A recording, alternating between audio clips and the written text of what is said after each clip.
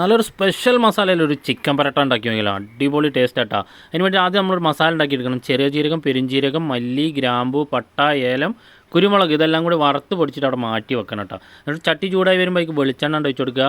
വെളിച്ചെണ്ണയ്ക്ക് ചെറിയ ജീരകം, വലിയ ജീരകം, വറ്റൽ മുളക്, ഗ്രാമ്പു, പട്ട എല്ലാം കൂടി ചേർത്ത് കൊടുത്ത് മൂത്ത് വരുമ്പോഴേക്ക് ഇഞ്ചിയും വെളുത്തുള്ളിയും ചേർത്ത് കൊടുത്ത് ഒന്നുകൊണ്ട് ഇളക്കി കൊടുക്കുക. അതൊന്ന് മൂത്ത് വരുമ്പോഴേക്ക് പച്ചമുളകും കറിവേപ്പിലയും കൂടെ ചേർത്ത് കൊടുക്കുക. എന്നിട്ട് ഒന്ന് ഇളക്കി യോജിപ്പിച്ചതിന് ശേഷം 2 സവാള അരിഞ്ഞത് അതിലേക്ക് പാകത്തിന് ഉപ്പ് ചേർത്ത് കൊടുത്തിട്ട് ഒന്നുകൊണ്ട് ഇളക്കി വേവിക്കുക. ഏകദേശം വെന്ത് വരുമ്പോൾ അതിലേക്ക് ഒരല്പം മഞ്ഞൾപ്പൊടിയാണ് ചേർത്ത് കൊടുക്കുക. മഞ്ഞൾപ്പൊടി ഇട്ടൊന്ന് മൂത്ത് വരുമ്പോൾ അതിലേക്ക് തക്കാളി ചേർത്ത് കൊടുക്കുക. പഴുത്ത 2 ചെറിയ തക്കാളി ഇട്ടിട്ടുള്ളത്. അത് വെന്ത് വരുമ്പോൾ അതിലേക്ക് നമ്മൾ 1/2 ടീസ്പൂണ് മുളക് പൊടി ചേർത്ത് കൊടുക്കുക. നമ്മൾ കുരുമുളക് പൊടി ധാരാളം ചേർക്കുന്നുണ്ട്. എന്നിട്ട് അത് വെന്ത് വരുമ്പോൾ അതിലേക്ക് കഴുകി വൃത്തിയാക്കിയ ചിക്കനാണ് ചേർത്ത് കൊടുക്കുക. ചിക്കൻ ആ മസാലയിട്ട് ഒന്നും ഇങ്ങോട്ട് ഇളക്കി യോജിപ്പിച്ചതിന് ശേഷം നമ്മൾ ആദ്യം വറുത്ത് പൊടിച്ച് വെച്ചില്ല, അത് മൊത്തമായിട്ട് അതിക്കാണ് തട്ടി കൊടുക്കുക. എന്നിട്ട് അതും ഒന്ന് നന്നായിട്ട് ഇളക്കി യോജിപ്പിച്ചതിന് ശേഷം അടച്ച് വെച്ച മീഡിയം ഫ്ലെയിമിൽ വെച്ചിട്ട് വേവിച്ചെടുക്കുക. ഇത് വെള്ളമൊക്കെ ഇറങ്ങി വന്ന് എണ്ണയൊക്കെ തെളിഞ്ഞ് വരുമ്പോൾ ഒന്നും കൂടെ ഇളക്കി കൊടുക്കുക. ഇടയ്ക്കിടയ്ക്ക് ഇളക്കി കൊടുക്കണം കേട്ടോ.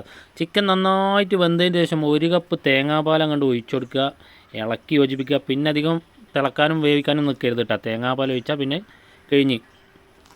ലാസ്റ്റ് മല്ലിയിലയും കുറച്ച് ക്യാപ്സിക്കം കൂടെ അതിൻ്റെ മേലെ വാരി വെതറുക. ചൂടോട് കൂടിയിട്ട് അങ്ങോട്ട് കഴിക്കുക.